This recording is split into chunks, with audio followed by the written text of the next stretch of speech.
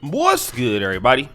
It's your boy, O'Shea Duke Jackson, back at it again with another episode of the Celebrity Jump. Now, of course, a lot of people have been hitting me up discussing the Hubert Davis commentary. And for those of you who don't remember Hubert Davis, which I do, he played for the Knicks, okay? Most notably in the 90s. And I mean, he played for other teams too, but most of us remember him on those strong 90s teams. He was, a role player.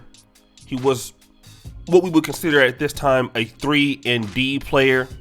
He was a pretty good 3-point shooter. He's very dangerous behind the line.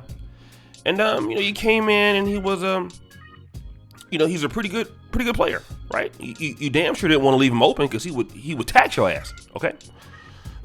But he had a decent NBA career, not as great as his collegiate career, which he also played at North Carolina Chapel Hill, okay?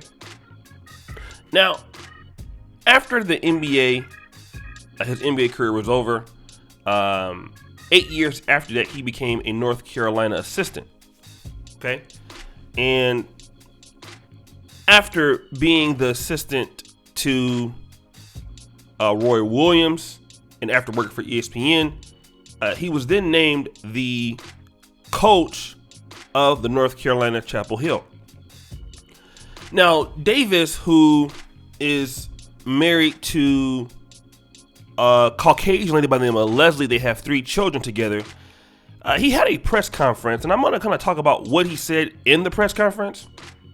And after we deal with what he said in the press conference, we're going to break down my opinion of what he's talking about. Let's go ahead and play that clip.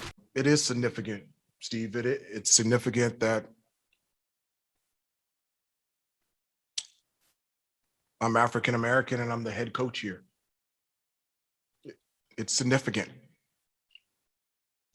I know that in terms of Division I head coaches all around the country, only 26% of the head coaches for Division I men's basketball are compromised by minorities, specifically African Americans. I know that it is significant that I'm the 4th African American head coach in any sport in the history of the University of North Carolina. I'm very proud to be African American, but I'm also very proud that my wife is white. And I'm very proud that my 3 beautiful, unbelievable kids are a combination. All right, guys. So you heard what he had to say, okay? He's the first African-American to lead the program. He's the 4th African-American that the school has ever hired. And obviously there's that controversial comment that he's proud that his wife is white, okay?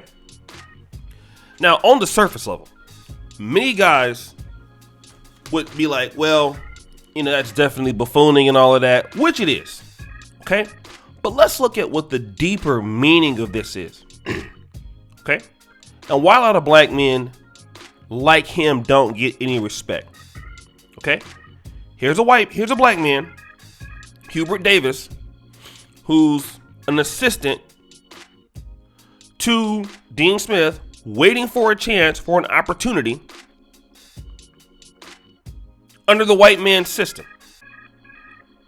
Glad to settle for a white woman, proud to be under the leadership of Roy Williams for so many years, to basically have a white woman in a job of a white campus because he believes that system is better than him.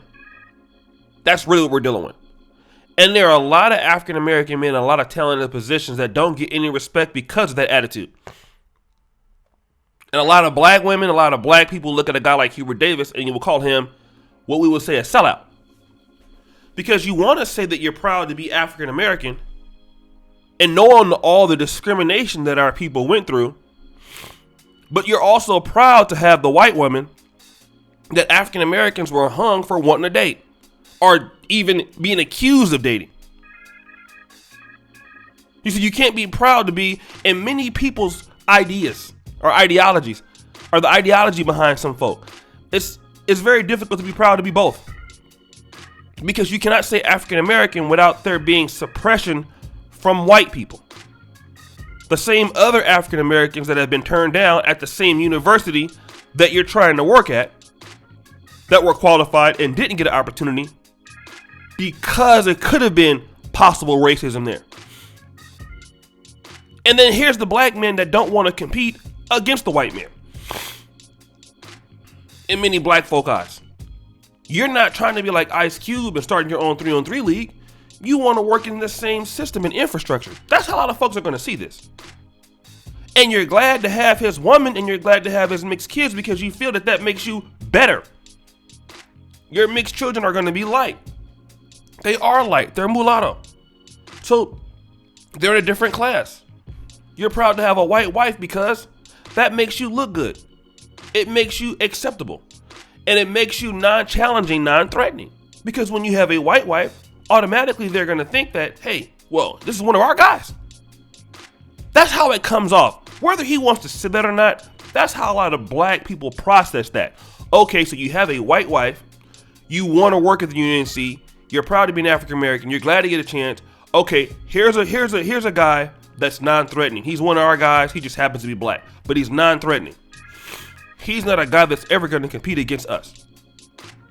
He's going to do whatever we tell him to do. He's completely sold in. This is not going to be one of those black men that are trying to challenge us, the way we do things. He's completely our guy. We can give him a job. And a lot of people in the black community don't respect that. And I'm gonna tell a lot of black men that, you know, whether you want to agree with it or not. And I'm gonna talk about brothers like Tariq Nasheed, brothers like, Tyler Perry, and why I believe that they get so much respect. They're very much self-made. And a lot of black men out there who are successful in the system of the white man. In other words, they're one call away from being fired, not having anything else.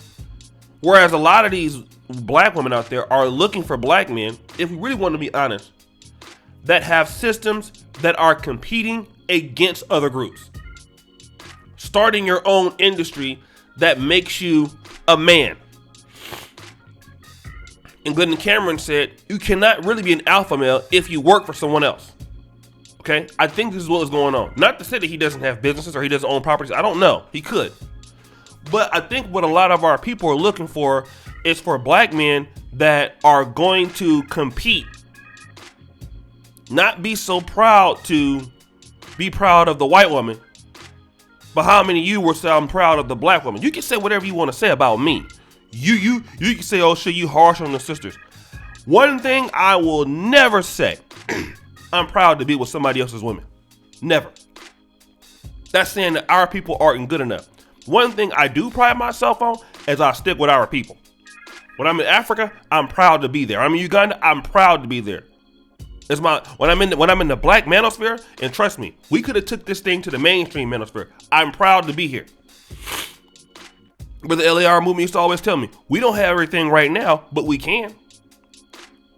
I'm proud to be with our people. As if our women wasn't good enough for him. As if our people ain't good enough for him. Whenever you say something like that, you're saying that our folks ain't good enough. And we are. We got problems. We roast each other and talk. But no, our people are just as good as anybody goddamn else. I'm proud of our folk. Because can you hear a white coach saying, I'm proud to be white, but I'm proud of my black wife? You would never hear a white coach say that even if he was married to a black woman. It wouldn't even come out of his mouth. Hubert Davis didn't even need to say that. But he had to really let everybody know how he felt. And that's why he loses so many cool points from the black community. And I believe that many people, a lot of ways to get elevated in black society is to be married to a white person. To a certain degree in white society. I really think that's what the case. Look at Candace Owens, Hubert Davis, You know, it really lets folks know that you're safe. People don't want to talk about it, but that's the truth. So guys, what do you think? It's your boy, O'Shea Duke Jackson, back at it again with another episode of The Celebrity Junk. I really appreciate you for all that you do. Subscribe with the bell. Check out the first comment pinned to the top. And guys, check out the Patreon. All my information are my Teespring, my Black Men Are Perfect t-shirts are at the first comment pinned to the top, brothers. Peace out. And as you know, the buffoonery remains at an all-time high. I'm out.